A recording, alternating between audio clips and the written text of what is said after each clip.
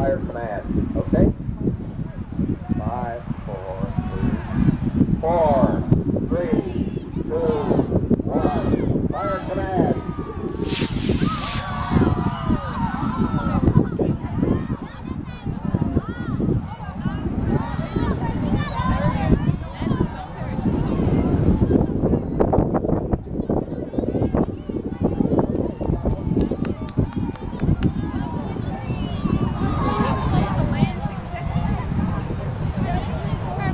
All right, not bad.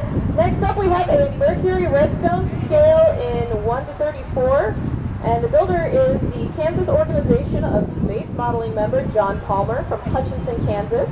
And this is being flown on a B64 engine. It's an Estes kit that was sold from 2001 to 2005. The Redstone rocket was a modification of an Army rocket that was used during the Cold War period. It had extended fuel tanks on it, so it could actually boost the Mercury capsule. We flew several missions with this, but the ones you'll remember most are probably the Mercury Redstone 3, where we first launched American into space Alan Shepard, then subsequently we launched Gus Grissom. So those are the two key missions you want to remember from the Mercury Redstone days. Launch team ready? 5, 4, 3, 2, 1. Fire command.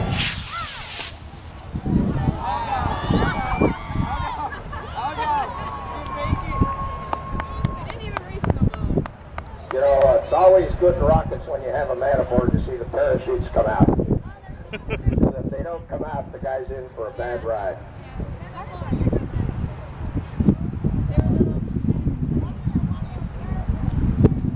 Up next we have a Mercury Atlas, scale 1 to 34 again, with builder being Kansas Organization of Space Modeling member John Palmer, again from Hutchinson, Kansas.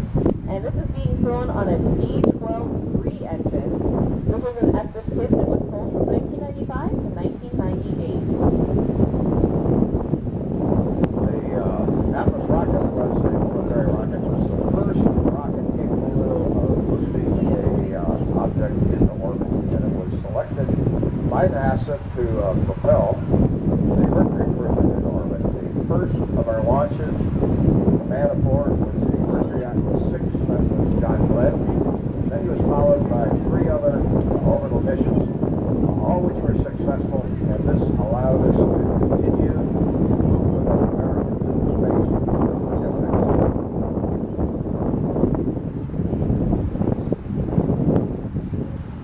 Countdown.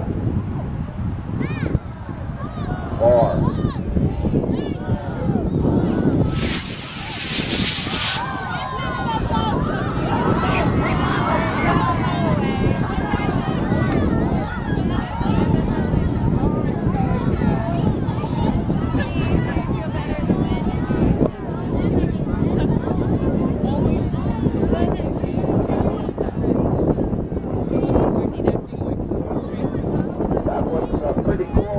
You notice the astronaut parachuted out of the spacecraft, so I think he was sort of worried about the quality of landing. You know, it was interesting, and all of our early space programs actually brought the spacecraft down in water in the various motions, because that was the only way we could attenuate the shock to the visual.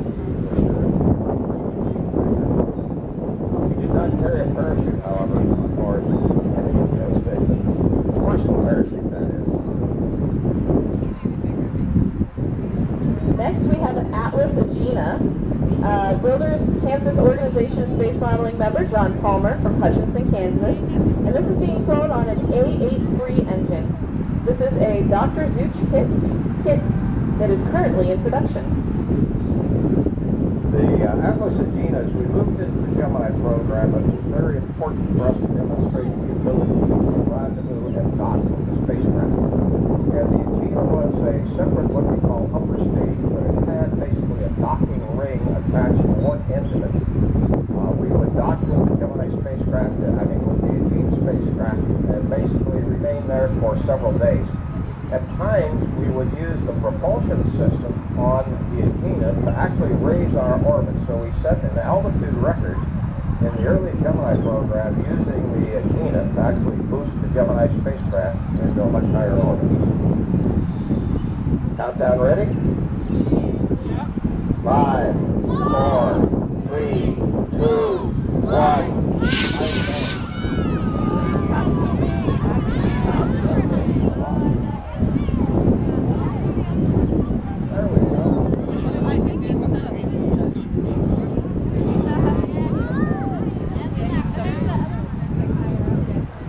It's interesting with these rocket launchers. We used to have a lot of problem launching rockets in the early days. In fact, a lot of them blew up. So we're much more successful in our launch team today, and I think it's because of the student population we have here running the countdown and giving us the go for launch. Next up, we have a Gemini Titan, scale 1 to 53. Builder Kansas Organization of Space Modeling member John Palmer from Hutchinson, Kansas. And this is being flown on 2 B-64 engines. And this is an Estes kit that was sold from 1965 to 1973. You go in the planetarium here, you see the Gemini spacecraft. This was the first advanced spacecraft that the United States flew. And again, this was used to demonstrate the ability to man and survive in space for an extended period of time. The longest mission we flew with Jim Lovell and Frank Borman was the Gemini mission where we remained in orbit for over 14 days. And the key thing there was if you can feel yourself, take a look at the size of the front seats of a Volkswagen Bug. Put 2 people in those seats and they remain for 14 days. In almost all cases, the crewmen were in pressure suits. There's one period of time where each of the crewmen was allowed to get out of the seat for a short period of time. This was the spacecraft that we used to open the hatch up in orbit and take our first spacewalk with the flight. And then subsequently we went through several missions associated with rendezvous and docking, and by the time we finished the program, we were ready to go on to Apollo. Okay, let's count down. Let's really hear it this time. 5, 4, 3, 2, 1.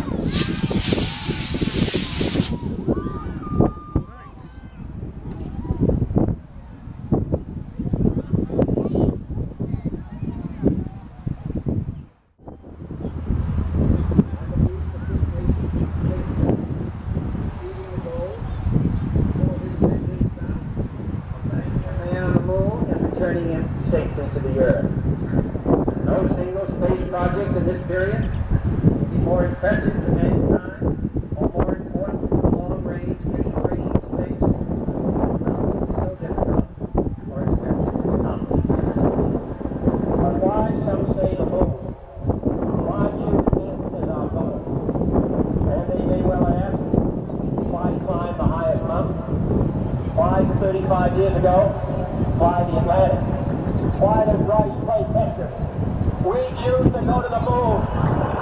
We choose to go to the moon in this decade and do the other things. Not because they are easy, but because they are hard.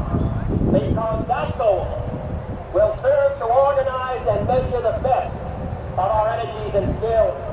Because that challenge is one that we're willing to accept, one we are willing to postpone, and one we intend to win. All the people back on Earth, the crew of Apollo 8, has a message that we would like to send to you.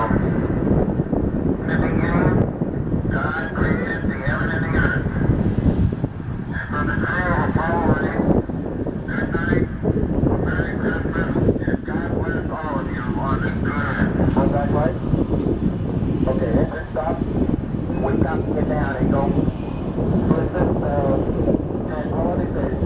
Vehicle has entered. Rocket 20. Tranquility. We copy you on the ground. You got a bunch of guys about to turn blue. We're breathing again. Thanks a lot. Have them step off the limb. That's one small step for man. One giant leap for mankind. Approaching a 60-second mark on the Apollo 11 mission. T-minus 60 seconds and counting. We passed T-minus seconds and counting. Airline showing just reported back up to the real smooth countdown. We passed the 50-second mark. Power transfer is complete. We're on internal power with the launch vehicle at this time. 40 seconds away from the Apollo 11 liftoff. All the second stage tanks now pressurized. 35 seconds and counting. We are still go with Apollo 11. 30 seconds and counting. Astronauts reported feels good. T-minus 25 seconds. 20 seconds and counting. T-minus 15 seconds. Guidance internal. 12, 11, 10, 9. Ignition sequence start.